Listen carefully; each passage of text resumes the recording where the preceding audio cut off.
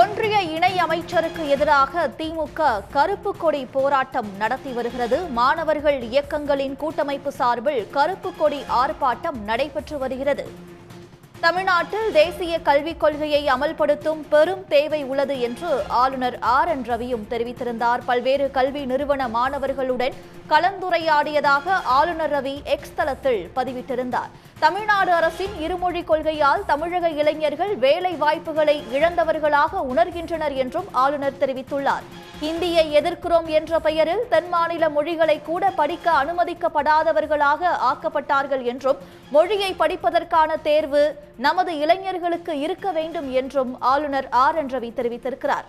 ஒன்றிய கல்வி இணை அமைச்சருக்கு எதிராக திமுக கருப்பு கொடி போராட்டம் நடத்தி வருகிறது. சென்னை IITக்கு வருகை தரும் ஒன்றிய இணை அமைச்சர் மஜும்தாருக்கு எதிர்ப்பு தெரிவித்து கருப்பு கொடி ஆர்ப்பாட்டம் நடைபெற்று வருகிறது.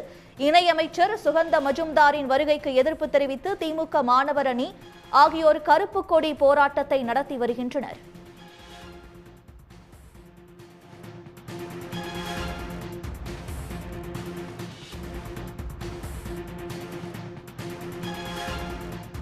இது தொடர்பான கருத்துக்களை தெரிவிப்பதற்காக இந்திய கம்யூனிஸ்ட் கட்சியை சேர்ந்த திரு முத்தரசன் இணைப்பில் இருக்கிறார். வணக்கம் சார். வணக்கம். ஆளுநர் RN ரவியுடைய கருத்துக்களை எப்படி பார்க்கிறீங்க? ஆளுநர் ரவி அப்படின்னு நீங்க சொல்றதை விட RSS பிரச்சாரராக தமிழ்நாட்டில் பொறுப்பேற்றிருக்கிற ரவி அவர்கள் RSS பிரச்சாரத்தை ரொம்ப வேகமா செய்துகிட்டு இருக்காரு, தொடர்ந்து செய்துகிட்டு இருக்காரு. அவரை பற்றிய கடுமையான விமர்சனங்கள் வருது. அவர் தன்னை மாற்றிக்கொள்வதாக இல்லை. அவர் என்ன சொல்றாருன்னா, இந்தி படிக்கணும், தேசிய கல்விக் கொள்கையை ஏற்றுக்கொள்ளணும். அது ஏற்றுக்கொள்ளாத காரணத்தினால்தான் தமிழ்நாட்டு இளைஞர்களுக்கு வேலை இல்லாமல் போயிட்டுது. இதை படித்தா தான் அவங்களுக்கெல்லாம் வேலை கிடைக்கும் அப்படின்னு ரொம்ப மென்மையான முறையில் சொல்றாரு. அவருக்கு சொல்றான், இந்தியை தாய்மொழியாக கொண்டவர்கள், இந்தியை படித்தவர்கள் அத்தனை பேரும் தமிழ்நாட்டில் இங்கே வந்து வேலை பார்த்துட்டு இருக்கிறாங்க.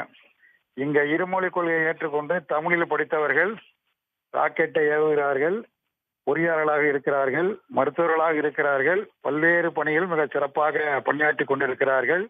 நாட்டிலேயே தமிழ்நாடு தான் கல்வியில் உயர்ந்த நிலையில் இருக்கிறது என்பதை ரவியினுடைய வகைராக்களோ இதை மறைத்து விட முடியாது.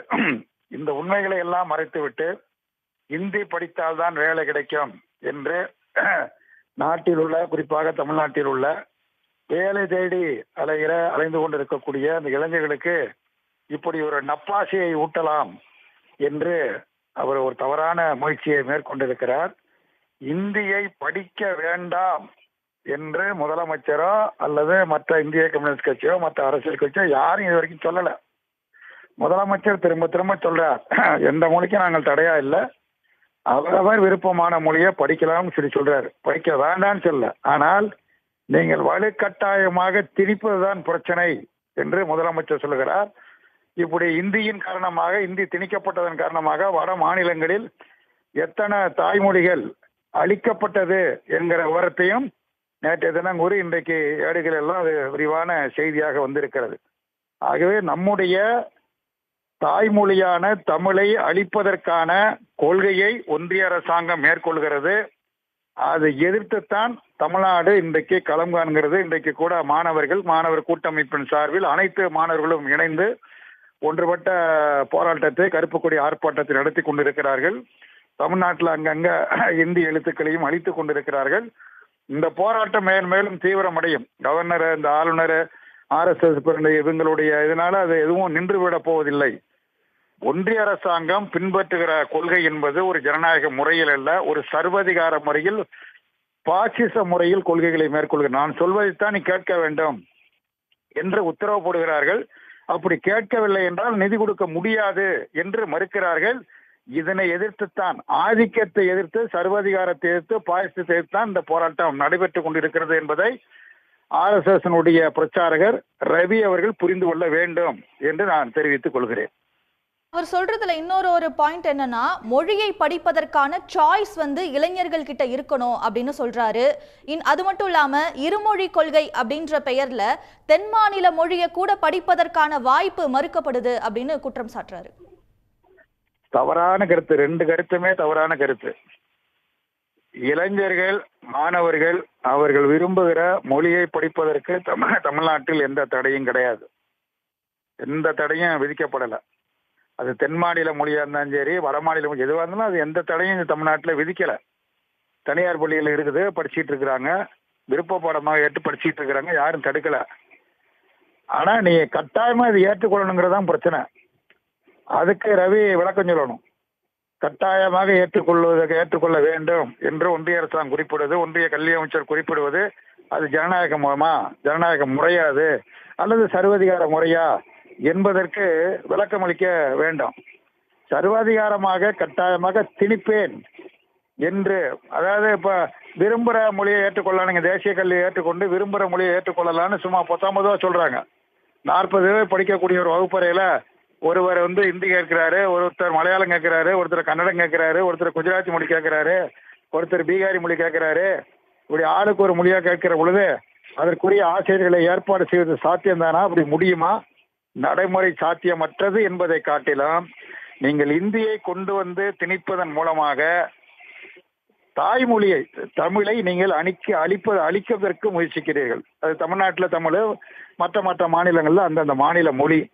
ஆகவே அந்தந்த மொழிகளை நான் உதாரணமா சொல்றேன். ஐக்கிய நாட்டு சபைகள் சார்பா மொழிகள் தினம்னு கொண்டாடப்படல, தாய்மொழி தினம் தான் கொண்டாடப்படுது. ஏன் தாய்மொழி தினம்னு கொண்டாடணும்? மொழிகள் தினம்னு கொண்டாடினா மொழிகள் என்பது வேறு, தாய்மொழி என்பது வேறு. தாய்மொழியில்தான், தாய்மொழியை படித்து தேர்வதன் மூலமாகத்தான் ஒருவன் தலை சிறந்தவனாக வர முடியுமே தவிர தாய்மொழியை தவிர்த்து விட்டு ஒருத்தன் ஆகச் சிறந்தவனாக வர முடியாது. அது சாத்தியமே கிடையாது. ஆகவே தாய்மொழியை நீங்கள் அழிப்பதற்கு ஒன்றிய அரசாங்கம் மேற்கொள்ளுகிற முயற்சி, அதை எதிர்த்துத்தான் தமிழ்நாடு போராடி கொண்டிருக்கிறது, தொடர்ந்து போராடும். இதை RSS பிரச்சாரகர் ரவி புரிந்து கொண்டு பேச வேண்டாம். ரெண்டாவது, இவருக்கு சம்பந்தமில்லாத வேலை இந்த வேலையெல்லாம். அவருக்கு என்ன வேலையோ அந்த வேலை பார்க்கணும். அவர் கவர்னருங்கிறது யார் ஒத்துக்கிறா? அவருடைய பதவி காலம் முடிஞ்சு போச்சு. அவர் திரும்பி அந்த பதவியில் நீடிக்க செய்யறோன்னு இவரை நியமனம் பண்ண குடியரசில் இது வரைக்கும் உத்தரவு போடல. எந்த அதிகாரமும் இல்லாம அவர் உட்கார்ந்துக்கிட்டு அவர் பாட்டுக்கு தன்னை சரி ஏதாவது அவர் பேசிக்கிட்டு அரசியல் செய்து கொண்டிருக்கிறார். அரசியல் செய்யக்கூடாது. அவர் வகிக்கிற பொறுப்பிற்கு அது அழகல்ல. அவர் வகிக்கிற பொறுப்பிற்கு ஏற்ப அந்த பொறுப்பிற்கு மதிப்பளித்து அந்த பொறுப்பிற்கு கௌரவம் சேர்க்கக்கூடிய முறையில் அவருடைய செயல்பாடும் நடவடிக்கைகளும் பேச்சும் இருக்க வேண்டும். ரவிக்கு நான் திரும்ப சொல்றது, நாவடக்கம் தேவை. அவ்வளவுதான் சொல்ல முடியும், அதுக்கு மேல ஒளிஞ்சிட முடியாது. நாவடக்கம் தேவை. நாவடக்கம் இல்லாமல் பேசுவது நல்லது அல்ல. அதுவும் தமிழ்நாட்டில் பேசுவது நல்லதல்ல. தமிழ்நாடு பல களங்களை கண்டிருக்கிறது. இந்த ரவியை மாதிரி 1000 ரவிகளை எல்லாம் பார்த்திருக்குது. பண்டித ஜவஹர்லால் நேரை விட இவெல்லாம் ஒரு பெரிய மனுஷன் கிடையாது. பண்டித ஜவஹர்லால் நேரு இங்க நடந்த போராட்டத்தை பார்த்துட்டு உணர்வை மதித்து சொன்னாரு, இந்தி பேசாத மாநில மக்கள் விரும்புகிற வரையில் இந்தி திணிக்கப்பட மாட்டாது என்று வாக்குறுதி கொடுத்தார். அந்த வாக்குறுதி இன்றைக்கும் செல்லும். என்ன பண்டித நாட்டினுடைய பிரதமர், அவர் ஜனநாயகத்தின் மீது நல்ல ஜனநாயக பாதுகாவலர், ஜனநாயகத்தில் நம்பிக்கை உடையவர். அந்த அடிப்படையில் ஜனநாயகத்தை மதித்து, போராட்ட உணர்வுகளை மதித்து, மாணவர் உணர்வை மதித்து, பெற்றோர் உணர்வை மதித்து அந்த வாக்குறுதியை கொடுத்தார். அந்த வாக்குறுதியை இன்றைக்கு இருக்கிற மோடி சர்க்கார் மீறுகிறது. அந்த மீறலை எதிர்த்துத்தான் நாங்கள் போராடி கொண்டிருக்கிறோம். அந்த போராட்டம் தொடரும். உடனுக்குடன் செய்திகளை தெரிந்து கொள்ள சன் நியூஸ் பெல் ஐகானை கிளிக் பண்ணுங்க.